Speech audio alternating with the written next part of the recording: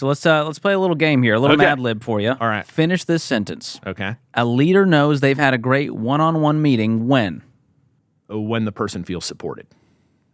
When they actually feel like you've taken some takeaways from the conversation and they actually feel supported in their journey of what they're supposed to accomplish in their job. And generally, would you feel that after a one-on-one? Is that a perception that this went well? How do you know that happened? I think to me, it's a lot in tone and body language. I pay a lot of attention when somebody walks in the room, how they're feeling, how they're acting, what their tone is, what the kind of overall, positive or negativity is, and the kind of language that they're using. And you just watch how that changes. So it's a snapshot at the beginning and a snapshot at the end. It's not a perfect science. It's like a date where you're like, I feel like, yeah, that was a good date. Yeah. We had a good time. Right. I'm going to hold the jokes on that one. Yeah. Thank you. Thank you. But what I will say is you will bump into people. Like I've got a good friend of mine. He owns a commercial electrician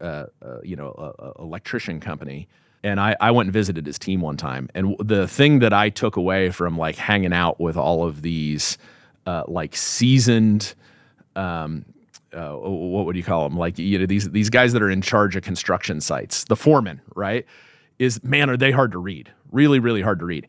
If I were doing a one-on-one with somebody like that, I would move beyond like my own perception and I'd just ask them to score it. If you have somebody that's hard to read, you can just score 1 to 5. How supported do you feel in this one-on-one? Just ask them. They'll tell you.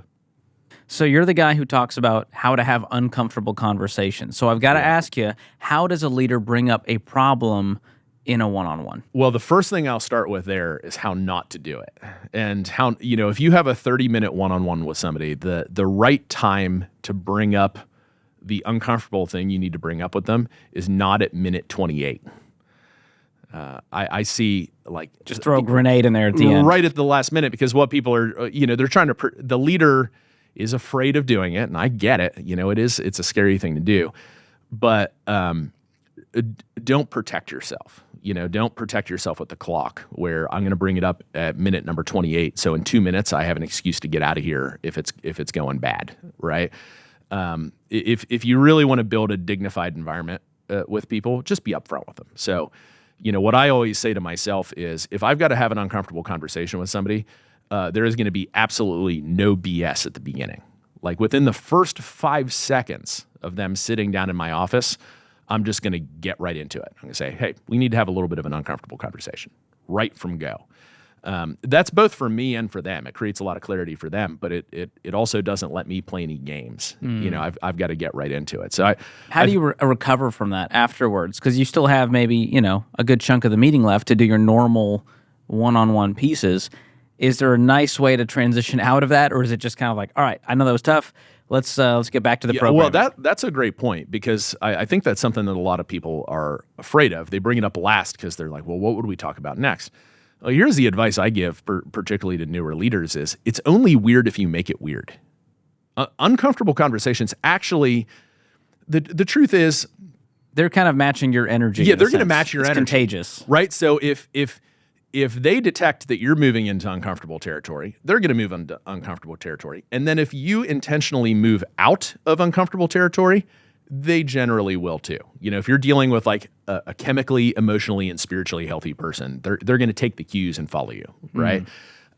So I'll just get right into it, and it doesn't need to be like a long talk. I tell people this all the time. Like, I'm by nature kind of a coaching personality, so I can spend. It's easy for me to try to like give people all the advice and all the tips and all of my experiences and the thing that they're struggling with.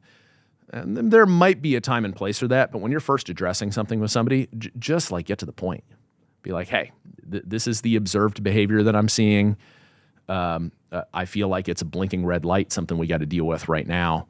There's also a difference between like bringing up a warning sign and actually having a formal uncomfortable conversation. I think what I'm kind of talking about here is a warning sign. If I had to have like if there's something bigger, you're probably going to do it outside of a one-on-one. I'm probably not doing it in a one-on-one. And the reason for that is because I don't want people to form an association with the one-on-one that, hey, every 20 times I walk in here, I get punched in the face.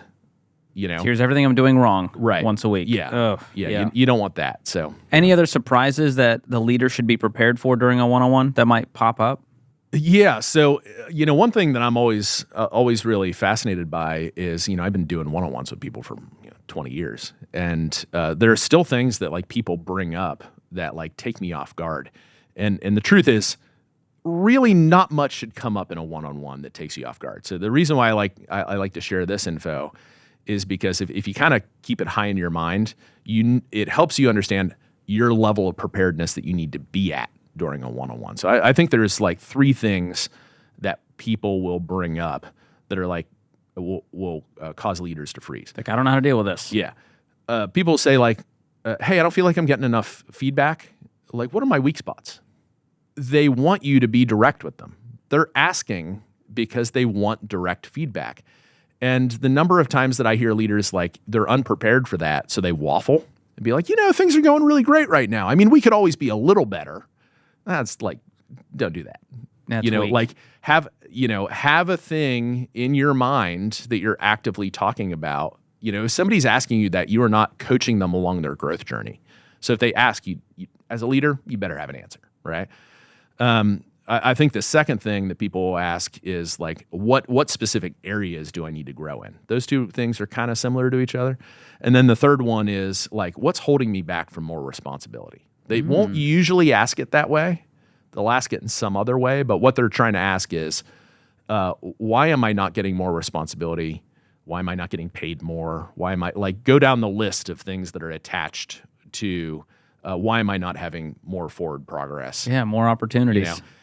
So all those three things are similar to each other. There's some nuance there, but the reality is like you've got to constantly keep that in your pocket as a leader. If any, you could be saying that to somebody already, be in a pattern where you're talking about it, but it's not really clicked yet. Someday they might ask you, and you definitely need to be ready in that moment.